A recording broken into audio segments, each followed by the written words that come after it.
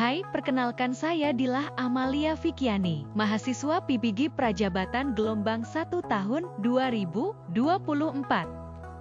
Nah, pada video kali ini, saya akan menjawab pertanyaan berdasarkan cerita. Yuk simak jawabannya. 1. Dalam cerita di atas, apa masalah utama yang dihadapi oleh Budi dan orang tuanya? Kemudian bagaimana mereka mengidentifikasi masalah tersebut? Berdasarkan cerita tersebut, terdapat 3 masalah utama yang dihadapi oleh Budi dan orang tuanya, yaitu yang pertama, pengamatan terhadap kondisi ekonomi. Krisis ekonomi yang melanda negara membuat banyak perusahaan bangkrut, termasuk tempat kerja Budi. Ini adalah faktor eksternal yang menghambat peluang kerja Budi. Kemudian yang kedua, kondisi dari Budi itu sendiri. Setelah menyelesaikan pendidikannya, Budi mengalami kesulitan dalam mencari pekerjaan yang layak. Ini menunjukkan bahwa meskipun Budi memiliki kualifikasi, kondisi dasar kerja yang buruk mempengaruhi kesempatannya. Kemudian yang ketiga yaitu keadaan dari orang tua. Pak Rudi dan Bu Siti meskipun sudah tua merasa perlu untuk kembali bekerja keras di ladang dan membuat kerajinan tangan untuk dijual di pasar demi mendukung kebutuhan keluarga dan juga membantu Budi. Ini mengidentifikasi bahwa mereka menyadari kondisi keuangan keluarga tidak memadai tanpa usaha tambahan mereka. 2. Dekomposisi masalah. Bagaimana kita bisa mendekomposisi atau memecahkan masalah yang dihadapi oleh keluarga Budi menjadi bagian-bagian yang lebih kecil dan mudah dikelola. Untuk mendekomposisi atau memecahkan masalah yang dihadapi oleh keluarga Budi menjadi bagian-bagian yang lebih kecil dan lebih mudah dikelola. Yang pertama yaitu mengidentifikasi masalah utama. Masalah ini terdapat 3, yaitu Budi kesulitan mendapatkan pekerjaan yang layak, krisis ekonomi yang mempengaruhi kesediaan lapangan kerja, serta kebutuhan finansial keluarga yang meningkat. Nah, lalu permasalahan tersebut dipecah menjadi komponen yang lebih kecil. Yang pertama itu kesulitan Budi mendapat pekerjaan. Dari permasalahan ini dipecah lagi menjadi 3, yaitu kualifikasi dan keterampilan. Apakah Budi memiliki keterampilan yang relevan dan sesuai dengan permintaan pasar saat ini. Kemudian yang kedua yaitu peluang kerja. Apakah Budi sudah mencari pekerjaan dari berbagai sektor. Kemudian yang ketiga adalah bagaimana metode pencarian kerja yang digunakan oleh Budi. Kemudian masalah kedua yaitu krisis ekonomi. Dari krisis ekonomi ini dipecah pula menjadi 3 permasalahan, yaitu dampak pada perusahaan, identifikasi sektor-sektor yang paling terpengaruh oleh krisis ekonomi, kemudian kesempatan alternatif, apakah ada sektor yang kurang terdampak krisis yang bisa dieksplorasi oleh Budi. Yang ketiga yaitu di luar pemerintah, apakah ada program pemerintah atau bantuan sosial yang dapat dimanfaatkan oleh keluarga Budi. Kemudian permasalahan yang ketiga yaitu kebutuhan finansial keluarga. Dari permasalahan ini dipecah lagi menjadi 3, yaitu pengeluaran keluarga Budi, menganalisis pengeluaran harian, mingguan, serta bulanan keluarga untuk mencari area yang bisa hemat. Kemudian pendapatan tambahan, apakah ada cara lain untuk menghasilkan pendapatan tambahan seperti usaha kecil-kecilan. Dan yang ketiga adalah sumber daya yang ada, yaitu memanfaatkan sumber daya yang ada seperti ladang dan keterampilan membuat kerajinan tangan lainnya. Nomor 3, pola dan hubungan. Apa saja pola-pola atau hubungan yang bisa kita lihat dari cara Pak Rudi dan Bu Siti mengatasi masalah keuangan keluarga mereka? Bagaimana pola-pola ini bisa membantu dalam mencari solusi? Pola-pola atau hubungan yang bisa kita lihat dari cara Pak Rudi dan Bu Siti mengatasi masalah keuangan keluarga mereka mencerminkan ketekunan, adaptabilitas,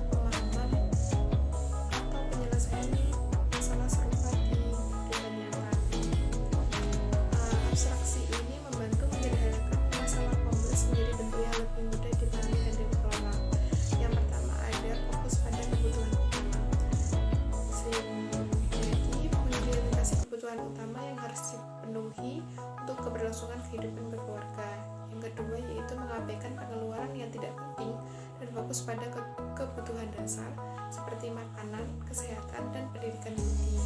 Kemudian yang kedua terdapat sumber pendapatan utama, di mana fokus pada ladang dan kerajinan tangan sebagai sumber pendapatan utama, lalu mengurangi dan mengeliminasi usaha sampingan atau yang tidak memberikan kontribusi signifikan. Dengan model abstraksi ini, keluarga dapat menganalisis masalah mereka dengan cara yang terstruktur, fokus pada area yang memerlukan perhatian dan mengimplementasikan solusi yang tepat. Ini tidak hanya membantu untuk memahami situasi saat ini, tapi juga menyediakan kerangka kerja untuk menangani masalah di masa depan. Nomor 5, algoritma. Jika kita ingin membuat sebuah algoritma untuk membantu Budi mencari kekasih yang layak, langkah-langkah apa saja yang perlu disertakan dalam algoritma tersebut? Lalu bagaimana kita bisa memastikan bahwa algoritma ini efisien dan efektif? Jika kita ingin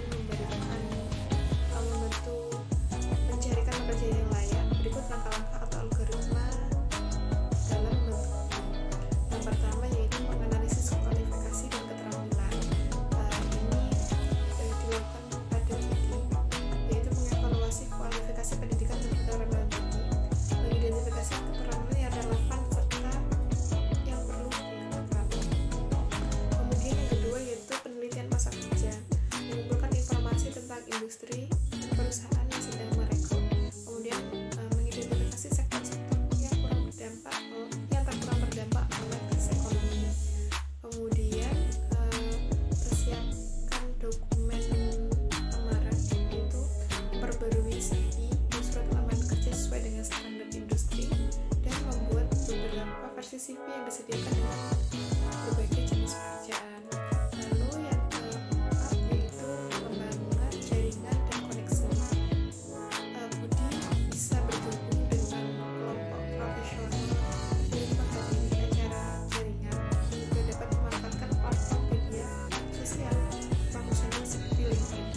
Kemudian yang kelima yaitu mencari pekerjaan, yaitu menggunakan berbagai platform pencarian kerja online dan offline.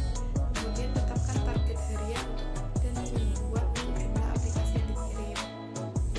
Yang keenam yaitu peningkatan keterampilan, bisa dilakukan dengan mengikuti kursus atau pelatihan online yang relevan dengan industri yang diminati, serta mendapatkan sertifikat tambahan yang dapat meningkatkan daya saing di pasar kerja. Kemudian yang ketujuh, menyusun dan pengiriman aplikasi kerja. Dimulai dengan menyusun aplikasi sertifikat kerja dengan baik dan dikirim ke perusahaan yang relevan, dan buat daftar perusahaan yang telah dilamar dan lacak status lamarnya. Kemudian yang ke-8, mempersiapkan wawancara, bisa dilakukan dengan latihan wawancara dengan teman atau mentor. Kemudian mempelajari tentang perusahaan dan posisi yang dilamar sebelum wawancara. Yang terakhir yaitu evaluasi dan penyesuaian, dilakukan dengan meninjau hasil lamaran dan wawancara secara berkala dan menyesuaikan strategi pencarian kerja berdasarkan umpan balik dan hasil evaluasi yang telah didapatkan sebelumnya. Nomor 6, pemikiran komputasional. Bagaimana pemikiran komputasional dapat membantu Pak Rudi dan Bu Siti dalam mengelola sumber daya mereka agar tetap bisa mendukung Budi. Kemudian apa contoh penerapan pemikiran komputasional dalam situasi ini? Pemikiran komputasional dapat membantu Pak Rudi dan Bu Siti dalam mengelola sumber daya mereka dengan cara yang lebih efisien dan terstruktur untuk mendukung Budi. Pemikiran komputasional